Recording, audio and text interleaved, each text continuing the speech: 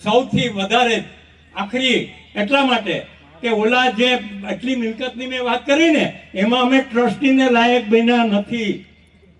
અટાણે ભાડે મિલકત છે, કોઈ ક્યાં વાપરતા છે એ માં ભવાની જાણે.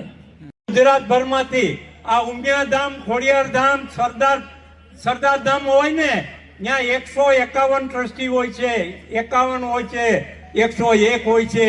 તો આ ભવાની ધામમાં પણ ટ્રસ્ટીની કોઈ પણ પરવાર કર્યા વગર જ્યાં વસ્તી વધારે ત્યાં ટ્રસ્ટી ફરજિયાત બનાવવા માટે હું આપ સૌને વિનંતી કરું છું. બોલો, બધા મંજૂર છે? બધાએ જે કહ્યું હોય તો હાથ ઊંચા કરી માં ભવાનીના વાત એટલા માટે કરી છે કે અમે 50 જણાએ ઓછામાં ઓછા 50 થી 100 છોકરાઓએ આ વાત કરી છે, એટલે આજે વાત કરીએ છીએ. અમારે વહીવટ નથી કરવો, એમાં પણ કાર્યવાહક મંડળ તમે 5 જ જણા રહો. અમે બાકીના 45 જણાને જ્યારે 6 મહિને મીટિંગ બોલાવો ને ત્યારે બોલાવજો, પણ ટ્રસ્ટી મંડળમાં કાર્યવાહક મંડળ નહીં. આ વાતની હું ચોખવટ કરું છું.